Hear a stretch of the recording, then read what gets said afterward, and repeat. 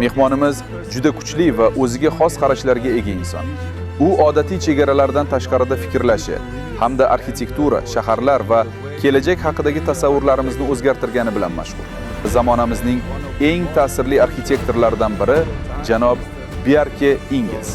Nega ularni shunday joylashtirmaslik kerakki, odam penthausgacha piyoda yoki velosipedda chiqib tusha olsin. O'yin boshida hammasi oddiy va zerikarli. Keyin esa tobora qiyinroq pozitsiyalar paydo bo'ladi. Yosh arxitektorlar jasur bo'lishlari kerakmi? Shuning uchun muammolarni keyin emas, hozirdanoq ko'ra bilish va oldindan o'ylash muhim ko'nikma hisoblanadi.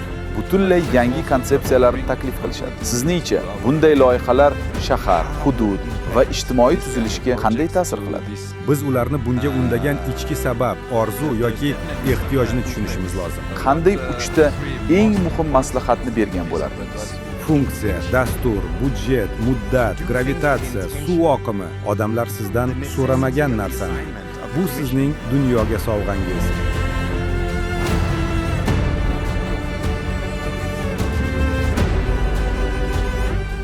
Assalomu alaykum, hurmatli podkastimiz muxlislari. Ancha vaqtdan buyon podkast olmadik, lekin bu safar haqiqatda eksklyuziv va o'ziga xos bo'ladi. So we're coming from Tashkent Central Asian Biz Toshkentdagi Central Asian University'dan efirdamiz. Mening ismim Shukrullo Jahongirov. Men arxitektura maktabi dekaniman va bugungi podkastni talabam Muhammad Ali bilan birgalikda olib boraman. Bugungi mehmonimiz haqiqatdan ham noyob arxitektor. Markaziy Osiyo hali bunday tajribani bu shaklda ko'rmagan. Mehmonimiz juda kuchli va o'ziga xos qarashlarga ega inson. U odatiy chegaralardan tashqarida fikrlashi hamda arxitektura, shaharlar va kelajak haqidagi tasavvurlarimizni o'zgartirgani bilan mashhur. Biz uzoq vaqtdan beri kutgan mehmonimizni qarshi olish biz uchun katta sharaf. Haqiqiy arxitektura ustasi, jasur va innovatsion loyihalar yaratuvchisi hamda zamonamizning eng ta'sirli arxitektorlaridan biri janob Bjarke Ingels. Xush kelibsiz. Mr. Bjarke Ingels. You are welcome. Thank you.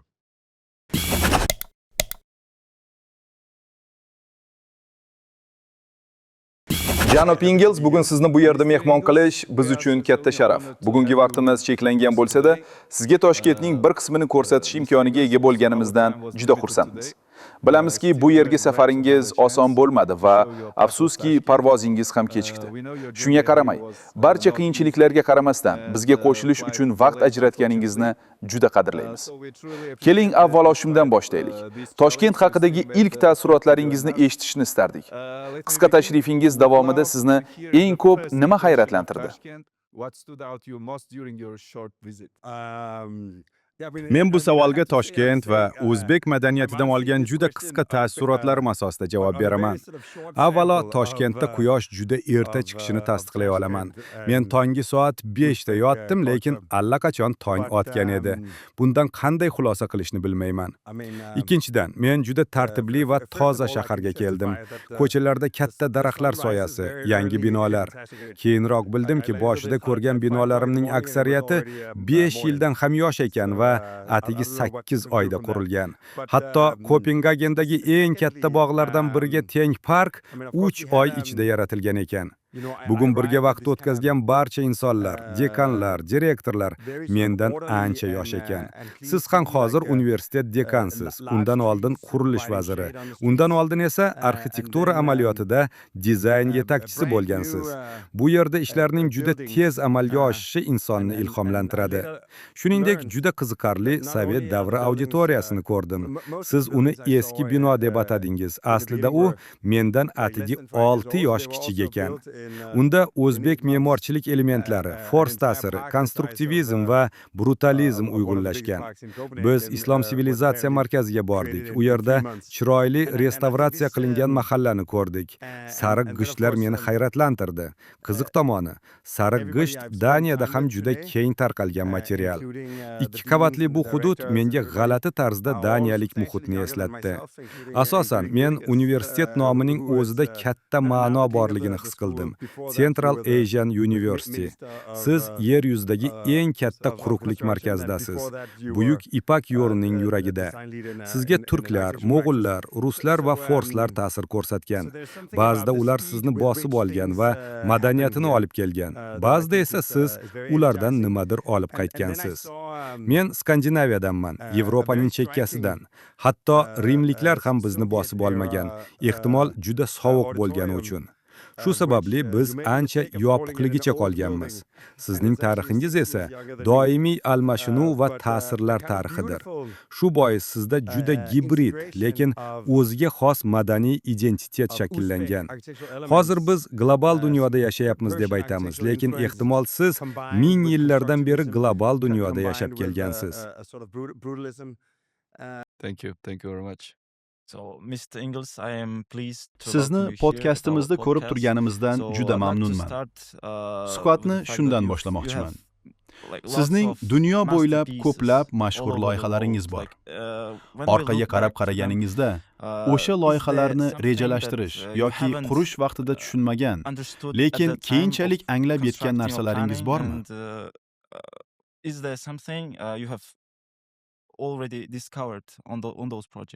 Arxitektor sifatida ish boshlaganingizda doimo bir paradoks mavjud bo'ladi. Siz hali osmono'par bino qurmagan bo'lsangiz, hech kim sizga osmono'par bino loyihalashni ishonib topshirmaydi. Opera teatrini qurmagan bo'lsangiz, opera teatrini ham bermaydi. Siz doimo odamlarni, "Ha, biz buni qila olamiz" deb ishontirishga harakat qilasiz.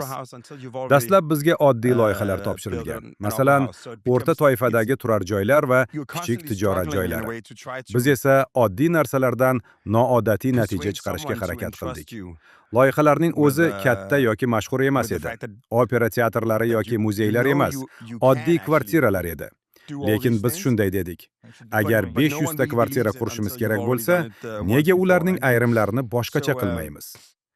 Men biladigan barcha insonlar turlicha xarakterga ega. Nega unda barcha kvartiralar bir xil bo'lishi kerak? Nega ularni bir-biridan keskin farqli qilmaslik kerak? Nega ularni shunday joylashtirmaslik kerakki, odam penthausgacha piyoda yoki velosipedda chiqib tusha olsin? Biz kundalik hayot ichiga noodatiy g'oyalarni qo'shishga harakat qilardik. Buni arxitektura alkimiyosi deb atash mumkin. Oddiy metallardan oltin yaratishga urinish kabi. Aslida oddiy narsalardan noodatiy natija yaratish g'oyasi bizning butun yo'limiz bo'lib kelgan. Hozir esa biz opera teatri, filarmoniya va muzeylar ham loyihalashtiryapmiz. Lekin bu safar biz odatda yopiq va elit deb qaraladigan joylarni yanada ochiq va hamma uchun qulay qilishga harakat qilyapmiz. Ular faqat nomigagina emas, amalda ham ommaviy binolar bo'lishini istaymiz. But then we try to say, okay, if we have to make, 500 apartments, why don't we make some of them slightly different? Juda yaxshi. Keling biroz falsafa haqida gaplashamiz. Yes is more. Sizningcha bu g'oya bugun qanday ma'noga ega? Big hali kichik kompaniya bo'lganida yes is more har bir g'oyaga ha deyishni anglatardi. Hozir esa Big dunyodagi eng katta va eng mashhur kompaniyalardan biriga aylandi. Sizningcha yes is more o'zgardimi yoki yo'q? Bu juda yaxshi savol. Yes is more bu inklyuziv arxitektura manifesti edi. Men doim radikallikni Sion bilan bog'lashimizni sezardim. Sionchilar doimo nimagadir qarshi chiqadi. Agar sizning identitetingiz faqat nimagadir qarshi bo'lish bilan belgilansa, siz aslida shunchaki boshqalarning teskarisisiz. Men o'yladim, ehtimol boshqa yo'l ham bordir. Ehtimol radikallik inklyuziv bo'lish mumkin. Inqilobchi emas, evolyutsion bo'lish mumkin. Arxitektor sifatida siz doim qarama-qarshi talablar bilan ishlaysiz.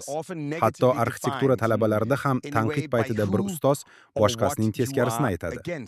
Biz esa o'yladik, agar mana shu barcha qarama-qarshi talablarni dizaynning asosiy kuchiga aylantirsakchi. Buni tushuntirish uchun Twister o'yinini misol qilaman. O'yin boshida hammasi oddiy va zerikarli. Keyin esa tobora qiyinroq pozitsiyalar paydo bo'ladi va siz noodatiy holatlarga tushasiz.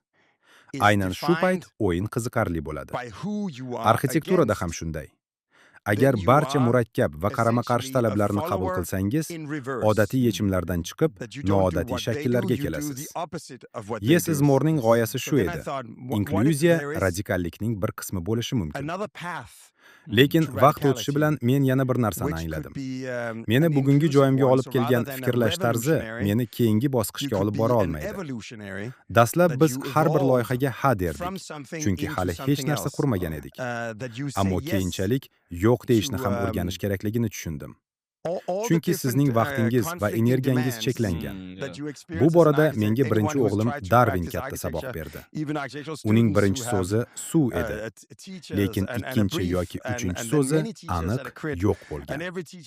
U juda qat'iyatli bo'la va hali ham eng sevimli so'zi yo'q. Uni aldab ham, ko'ndirib ham bo'lmaydi. Hayot sizga eng kutilmagan ustozlarni yuboradi. Demak, muvaffaqiyatga erishish uchun yosh arxitektorlar jasur bo'lishlari kerakmi? Menimcha, ma'lum darajadagi qo'rqmaslik juda yaxshi fazilat. Albatta, sizda xavotir ham bo'lishi kerak, chunki arxitektura bu katta mas'uliyat bilan bog'liq san'at turi. Siz qilgan har bir ish uchun javobgar bo'lasiz. Shuning uchun muammolarni keyin emas, hozirdanoq ko'ra bilish va oldindan o'ylash muhim ko'nikma hisoblanadi. Hozirgina sizning ilk loyihangiz shifoxona bo'lgani va uning murakkabligi hamda mas'uliyati sizni qanchalik qo'rqitgani haqida gaplashgandik. Aslida buni hammamiz his qilamiz. Hatto bugungi kungacha ham. Ba'zan men ham o'ylab qolaman. Rostdan ham ular bizdan butun boshli aeroportni yoki butun bir shaharni loyihalashni kutishyaptimi? Balki bu yerga kattaroq, tajribaliroq odamlarni chaqirish kerakdir. Keyin esa anglaysiz. Axir men bularning barchasini bosqichma-bosqich allaqachon boshdan o'tkazganman-ku. Siz asta-sekin barcha pog'onalardan ko'tarilib borasiz. Yoshligingizda juda ko'p umidsizliklarga duch kelasiz. Shunday ajoyib loyihalar bo'ladiki, siz deyarli g'olib bo'lasiz yoki hatto yutib chiqasiz. Lekin keyin saylovlar o'zgaradi yoki bankrotlik yuz beradi va loyiha yo'q bo'lib ketadi. Orqaga qarab qarasangiz, hamma narsani amalga oshirmaganingiz ham aslida yaxshi ekanini tushunasiz. Hozir biz ishlayotgan eng katta loyihalardan biri Butan qirolligi uchun yangi shahar. Gelepu Mindfulness City. Men Butan qiroli bilan deyarli 3 yil oldin tanishganman va undan oldinroq uchrashmaganimga minnatdorman. Chunki o'sha paytgacha arxitektor sifatida hayotim davomida qilgan barcha ishlarim meni aynan shu vazifaga tayyorlaganini his qilaman. Agar bu loyiha menga 5 yil oldin berilganida, uni hozirgidek hal qila olmagan bo'lardim. But then there was another election or a bankruptcy or something came tumbling down and the project disappears. Wow, very good. Thank you for motivation. About the Tashkent after the Toshkent haqida gapiradigan bo'lsak, katta zilziladan keyin ko'plab eski mahallalar yirik sovet bloklari bilan almashtirildi. Bu binolar konstruktiv xavfsizlikni ta'minladi, lekin shu bilan birga yangi ijtimoiy va urbanistik muammolarni ham yuzaga keltirdi. Arxitektorlar bir muammoni hal qilib, boshqa muammolarni yaratib qo'ymaslik uchun nima qilishlari kerak? 1966-yildagi zilzilalardan keyin shaharni tezda qayta tiklash zarurati paydo bo'lgan edi. Siz menga o'zbekcha hashar tushunchasini aytdingiz, ya'ni qo'shnichilik burchi sifatida qo'shniga yangi uy qurishda yordam berish an'anasi. O'sha davrda go'yoki butun Sovet hududi bo'ylab bir turdagi hashar bo'lgan. Turli joylardan odamlar kelib, Toshkentni o'zlari bilgan arxitektura, qurilish va tipologiyalar asosida qayta tiklashgan. So'nggi 12 soat ichida tushunganim shuki, O'zbekiston hali ham katta va bir-biriga bog'langan avlodlar oilasi yashab kelayotgan madaniyatga ega. Ota-onalar, buvilar, bolalar va nevaralar g'arbdagi individual oilalarga qaraganda ancha rang-barang va birgalikdagi uy xo'jaligida yashashadi. Shahar yoki bino loyihalayotganingizda uni kim uchun qilayotganingizni unutmasligingiz kerak. Arxitektura bu inson hayotini joylashtirish san'ati va siz mavjud hayot tarziga moslashishingiz kerak. Arxitektura jismoniy qurilishdir, lekin u siz qurayotgan jamiyatning ijtimoiy, oilaviy va madaniy tuzilmalari atrofida shakllanishi kerak. Arxitektorning eng muhim qobiliyatlaridan biri kuzatish, tinglash va o'rganishdir. Biz chizishni boshlaganimizda aslida allaqachon mavjud bo'lgan ijtimoiy tuzilmalarning konturlarini chizishimiz kerak. Ya'ni odamlar qanday yashashni istasa, o'sha hayot uchun asos yaratishimiz kerak. Agar siz kuzatish va o'rganishni unutib qo'ysangiz, boshqa savol uchun to'g'ri bo'lishi mumkin bo'lgan tayyor javoblarni majburan qo'llaysiz, lekin ular aynan shu vaziyatga mos kelmaydi. Javob topishni boshlashdan oldin yetarlicha vaqt ajratib, avvalo savolning o'zini qayta aniqlab olishimiz kerak. To'g'ri savolni topganingizdan keyin esa qolgan yagona ish unga javob berish bo'ladi. Agar javob noto'g'ri savolga berilgan bo'lsa, uning qanchalik zo'r ekanining ahamiyati yo'q. The family structure, the societal structure that you are building for. Bu savolni berishimning sababi shundaki, siz hozir Gelepu loyihasi ustida ishlayapsiz va u Butan uchun mutlaqo yangi yondashuvni taklif qilmoqda. Sobiq Sovet ittifoqida ham, hattoki hozirgi kunda ham arxitektorlar hududimiz uchun butunlay yangi konsepsiyalarni taklif qilishadi. Sizningcha, bunday loyihalar shahar, hudud va ijtimoiy tuzilishga qanday ta'sir qiladi? City or the project site or the social impact. Butondagi loyiha qirol bizga juda noyob vazifa bergani sabab boshlandi. Men Himolay tog'larida Xitoy va Hindiston orasida joylashgan bu qirollikka juda qiziqib qoldim. Aholisi 1 millionga ham yetmaydigan, lekin ulkan davlatlar orasida o'z mustaqilligini saqlab qolgan mamlakat. Bu dunyodagi eng barqaror davlatlardan biri. Hududining 82% o'rmonlardan iborat va ular chiqarayotgan karbonat angidrid miqdoridan 2 barobar ko'proq karbonni yutadi. Biroq qirol yosh avlod iqtisodiy imkoniyat izlab tobora ko'proq Avstraliyaga ketayotganini sezdi. U shunday savol berdi: tabiatimizni, atrof muhitimizni, madaniyatimizni va biz uchun juda qadrli bo'lgan merosimizni yo'qotmagan holda mamlakat ichida iqtisodiy imkoniyatlar yaratib, xalqaro investitsiyalarni jalb qila olamizmi? Vazifa shunday yangi shahar uchun urbanistik va arxitektura asos yaratish ediki, u tabiatni siqib chiqarmasligi, aksincha uni boyitish kerak edi. Shuningdek, u madaniyatni ham yo'qotmasligi, balki uning ildizlariga tayangan bo'lishi lozim edi. Hozir biz xalqaro aeroportni qurmoqdamiz va batafsil master rejaning dastlabki bosqichlari ustida ishlayapmiz. Royal Park va Mindfulness Parkini yaratmoqdamiz. Bu tajriba muvaffaqiyatli bo'lishi uchun u xalqaro investitsiyalarni jalb qila olishi kerak. Bu esa hali vaqt ko'rsatadigan masala. So'nggi bir necha yil davomida Butonga juda ko'p safar qildim va his qilyapmanki, mening taqdirim ham bu mamlakat bilan chambarchas bog'lanib qolgan. Biz Butonning bir qismini o'zgartiryapmiz, lekin Buton ham meni albatta o'zgartirdi. Masalan, aeroportni olaylik. Bu sizning mamlakat haqidagi ilk taassurotingiz bo'ladi. Tabiat madaniyat bilan birga. Biz tropik o'rmonni to'g'ridan to'g'ri kutib olish maydonigacha va aeroportning ichigacha olib kiryapmiz. Yog'och konstruksiya haqida gapiradigan bo'lsak, Butanga 3-chi yoki 4-chi safarimdan keyin shuni angladimki, u yerda hali ham yog'och o'ymakorligi, tosh ishlari va san'at bilan shug'ullanuvchi ustalarni tayyorlaydigan katta maktablar mavjudligini qadrlashimiz kerak edi. Bino zamonaviy va hozirgi davrga mos inshoot bo'lsa ham, u juda modulli tarzda loyihalashtirilgan. Shu sababli tabiiy ravishda o'sib borishi mumkin. Tashqi ko'rinishi biroz stilizatsiya qilingan tog'ni eslatadi. Katta konstruksiya Butan ustalarining yog'och o'ymakorligi bilan bezatilmoqda.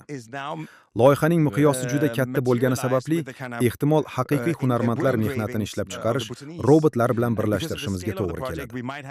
Biz uchun Butan madaniyatining bezak va ornamentlarini qabul qilish fikriy jihatdan juda katta qadam bo'ldi. Natijada juda qiziqarli uyg'unlik paydo bo'ldi. U bir tomondan mutlaqo zamonaviy va kelajakka yo'naltirilgan, boshqa tomondan esa qadimiy madaniyat ildizlariga chuqur bog'langan. Biz buni qadimiy futurizm deb atadik. Ya'ni inson yashashni istaydigan kelajak dunyosiga shakl berishga intiladigan lekin kelib chiqqan dunyosidan uzilmaydigan futurizm. Contemporary and modern, looking towards the future. An'analarni zamonaviy infratuzilma bilan qanday qilib sun'iy taqlid yoki parodiyaga aylantirmasdan uyg'unlashtirish mumkin? Bu juda yaxshi savol. Buton misolida aytadigan bo'lsak, u yerdagi hunarmandchilik hech qachon yo'qolib ketmagan. Madaniyat hali ham tirik. Shu ma'noda bu sun'iy taqlid emas. Bu shunchaki buton madaniyatida hali ham faol yashab turgan qobiliyat va an'analarni ishga solishdir. Bugun Islom sivilizatsiya markaziga borganimizda, u muzey bo'lsa ham masjidga o'xshab loyihalashtirilganini ko'rdim. O'sha mozaikalarning mahoratiga qarasangiz, mozaika terishni biladigan o'zbek ustalari hali ham borligi aniq seziladi. Hatto ichimda bu mahorat yo'qolib ketishidan oldin albatta biror mozaika buyurtma qilishim kerak degan fikr paydo bo'ldi. Aslida masala an'analardan o'rganishda. Nega bu an'analar paydo bo'lgan? Ajdodlarimizni aynan shu yo'lga nima olib kelgan? Biz faqat tashqi ko'rinishni nusxalamasligimiz kerak. Biz ularni bunga undagan ichki sabab, orzu yoki ehtiyojni tushunishimiz lozim. Buton aeroportida yog'och o'ymakorligi va rang-barang naqshlar arxitektura orqali hikoya qilish usuliga aylanmoqda. Biz mahalliy rassomlar va hunarmandlar bilan birga mamlakat va Gelefu Mindfulness City tarixini hikoya qilmoqdamiz. Aeroport arxitekturasi bo'ylab harakatlanganingiz sari shaharning turli boblarini bino tuzilmasiga singdirilgan holda his qilasiz.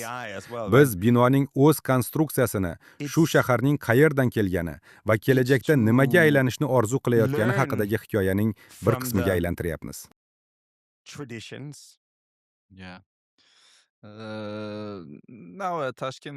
Modernizatsiya haqida gap ketganda sizningcha shaharning qaysi eng muhim xususiyatlarini biz aslo yo'qotmasligimiz kerak? Yana bir bor ta'kidlayman. Men juda qisqa taassurotlar asosida gapiryapman. Garchi bir necha soat ichida go'yoki asrlar davomida sayohat qilgandek bo'lsak ham. Menimcha, islom sivilizatsiyasi markazi atrofidagi mahallada ko'rgan muhit eng muhim jihatlardan biri. U yaxshi restavratsiya qilingan va tashrif buyuruvchilar uchun tayyorlangan. Lekin markaziy yo'ldan chetga chiqishingiz bilan bir-birini taniydigan haqiqiy aholi yashayotganini his qilasiz. Hatto bir tor ko'chaga kirishga harakat qilganimda, mahalliy odam bizga "Yo'q, u yerga kirmang. U yerda ayollar yashaydi" deb baqirdi. Shunda siz bu joy shunchaki dekoratsiya yoki tomosha emasligini tushunasiz. Bu odamlar yashaydigan, bir-birini taniydigan va bir-biriga g'amxo'rlik qiladigan haqiqiy mahalla. Agar siz faqat shisha minoralar va yirik savdo markazlari qursangiz, mana shunday piyoda yurishga qulay, rang-barang, zich va kuchli ijtimoiy bog'liqlikka ega muhitni yo'qotib qo'yishingiz mumkin. Yangi shahar qurayotganda biz hali yangi Toshkentga ham bormadik. Keng hududlar va katta g'oyalarni tez amalga oshirish istagi tufayli insoniy miqyos hamda nozik ijtimoiy tuzilmani ko'zdan qochirib qo'yish mumkin. Agar siz juda katta parklar, keng bulvarlar va avtomobillar uchun mo'ljallangan ulkan ko'chalar yaratsangiz, natijada hamma narsani bir-biridan uzoqlashtirib yuborasiz va o'sha ijtimoiy yaxlitlik buziladi. Shaharni piyoda yurishga qulay qiladigan narsa bu zichlikdir. Biz yurgan tor ko'chalardan birining eni taxminan 2 metr edi. Odamlar bir-biridan o'tishi uchun yon tomonga burilishi kerak bo'lardi. Zamonaviy bosh rejalarda siz bunday yechimni deyarli uchratmaysiz. Lekin aslida undan o'rganish kerak. Biz ko'pincha hamma narsaga yetarlicha joy berishga harakat qilamiz. Lekin natijada obyektlarni bir-biridan haddan tashqari uzoqlashtirib yuboramiz. Mahallalarning muvaffaqiyatidan saboq olishimiz va O'zbekistonning kelajagi qanday bo'lishidan qat'iy nazar, u boshqa joylardan ko'chirib olingan model emas, balki o'zbekona kelajak bo'lishini ta'minlashimiz kerak. Of the human scale, you might also not have the kind of density, because like if you have a lot of space. Tasavvur qiling, siz Toshkentda bino loyihalayapsiz. Bizda keskin kontinental iqlim, yozda 50 daraja Selsiy issiq, zilzilalar va suv taqchilligi mavjud. Siz eng avvalo qaysi 3 narsani hisobga olgan bo'lardingiz va qaysi 3 prinsipdan hech qachon voz kechmagan bo'lardingiz? Bu juda qiziq savol. Rostini aytsam, men bu suhbatda zavq uchun qatnashyapman. Lekin gapirishdan oldin o'ylash muhim. Har bir loyiha boshida biz avvalo o'zimizni o'qitamiz, o'rganamiz. Chunki yetarli ma'lumot bo'lmasa, ongli va to'g'ri qaror qabul qilib bo'lmaydi. Shu ma'noda men hali juda kam narsani bilaman. Lekin siz bergan ma'lumotlarga asoslanib aytsam, jamoat joylari va binolarning o'zida soya va o'z-o'zini soyaga olish masalalariga katta e'tibor qaratish kerak bo'lardi. Agar siz zamonaviy shisha minoralar qursangiz, oxir-oqibat juda qoramtir oynalarga ega binolar paydo bo'ladi va ichkaridagi yorug'lik sifati yaxshi bo'lmaydi. Soyani to'g'ri tashkil qilish juda muhim va vernakulyar arxitekturaga qarasangiz, undagi ko'plab elementlar aynan soya yaratish uchun ishlatilganini ko'rasiz. Daniya juda shamolli davlat. Shuning uchun yaxshi dizaynning bir qismi ko'cha va maydonlarda shamoldan himoyalangan hududlar yaratishdir. Shu bilan birga, Daniya shamolli kunlarda energiya bo'yicha ortiqcha ishlab chiqaradigan va qo'shni davlatlarga shamol energiyasini eksport qiladigan mamlakat hamdir. Xuddi shunday, O'zbekistondagi quyosh mo'lligi ham ulkan resurs. U bilan hisoblashish kerak bo'lgan kuch, lekin ayni paytda juda katta boylik hamdir. Men O'zbekistonning oilaviy va ijtimoiy tuzilmasini chuqurroq o'rganishni juda istardim. Chunki bu yerda zamonaviy arxitekturada hali to'liq ochilmagan noyob bir unsur bor. Ehtimol aynan shu narsa dunyo o'rganishi mumkin bo'lgan mutlaqo yangi arxitektura yondashuvining asosi bo'lishi mumkin. Bugun Islom markazi atrofida yurganimizda zamonaviy mozaikalar va tarixiy artefaktlarni ko'rdik. Lekin shu bilan birga hamma joyda AI yordamida yaratilgan videolar ham bor edi. AI juda yangi hodisa bo'lsa ham, biz allaqachon undan biroz charchay boshladik. Agar AI kompyuter ichidagi deyarli barcha ishlarni boshqaruv, tashkilot, dasturlashni juda yaxshi bajara boshlasa, unda jismoniy dunyo biz odamlar uchun yanada noyob bo'lib qoladi. Biz raqamli mo'l-ko'llik davriga kiryapmiz. Lekin jismoniylik, material va hunarmandchilik tajribasi tobora kamyob bo'lib boryapti. Daniyada odamlar eng yaxshi sourdough non tayyorlash, noyob qahva topish, mikrofermerlik, sauna va jismoniy terapiyaga tobora ko'proq qiziqmoqda. Jismoniy muhit va avlodlar aro muloqot kelajak insonining asosiy yo'liga aylanadi. Chunki biz endi butun umr ekran qarshisida sichqoncha ushlab o'tirmaymiz. Buni AI bajaradi va biz jismoniy muhitga ko'proq e'tibor bera olamiz. Arxitekturada men deyarli jamoam bilan loyiha haqida gaplashishni ham istamayman. Agar yig'ilishda haqiqiy materiallar va jismoniy detallarning o'zi bo'lmasa, biz kun bo'yi rasmlarga qarashimiz mumkin, lekin material rasmi xuddi taom rasmi kabi. U qanday ko'rinishini ko'rsatadi, lekin ta'mini bilmaysiz. Biz juda tez ikki o'lchamli tasvirlarga haddan tashqari bog'lanib qolishimiz mumkin va ekranda aylantira olishimiz sabab uni 3 o'lchamli deb o'ylay boshlaymiz. Virtual dunyo qanchalik kuchli bo'lsa, haqiqiy va fizik mavjud materialga bo'lgan sog'inchimiz ham shunchalik kuchayadi. AI yaratgan videolarning ko'payishi bizni jonli teatr, balet, opera va jonli musiqani yanada ko'proq qadrlashga olib kelishi mumkin. Biz kun bo'yi Zoom orqali gaplashishimiz mumkin, lekin real hayotda uchrashish butunlay boshqa tajriba. Haqiqiy dunyoning bandwidthi virtual muhitnikidan butunlay boshqacha. Covid davrida dastlabki bir necha oy Zoom orqali juda yaxshi ishladik va men hatto ehtimol arxitektura endi unchalik muhim emasdir deb o'ylagandim. Lekin 4-5 oydan keyin hammamiz ofisga qaytishni va haqiqiy makonda odamlarni ko'rishni juda sog'indik. AI ham bizga xuddi shu narsani o'rgatadi. Virtual narsalarni bir soniyada yaratish mumkin bo'lgan davrda haqiqiy va fizik mavjud original yanada qadrli bo'lib qoladi. Vaqtimiz cheklangani uchun sizga so'nggi savolni bermoqchiman. Agar siz arxitektura talabasi bo'lishingizdan oldingi Bjarke Ingels bilan uchrashganingizda, unga qanday 3 ta eng muhim maslahatni bergan bo'lardingiz?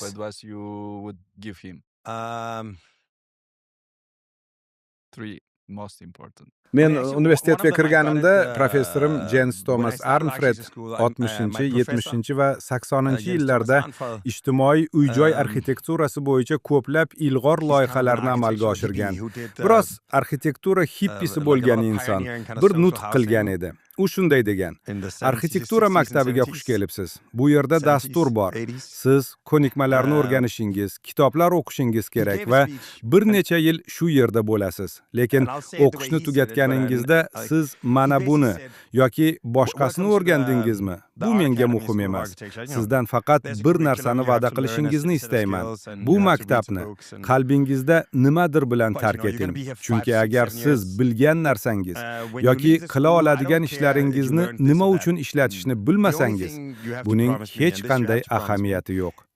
Mening maslahatim shuki, hamma narsani maqsad va niyat bilan qiling. Siz shunchaki uy vazifasini bajarayotgan yoki topshiriqni hal qilayotgan bo'lmaysiz. Siz o'sha topshiriq imkoniyatidan foydalanib, orzuyingizdagi dunyoga yaqinroq bo'lgan bir versiyani hayotga olib kiryapsiz. Funksiya, dastur, budjet, muddat, gravitatsiya, suv oqimi.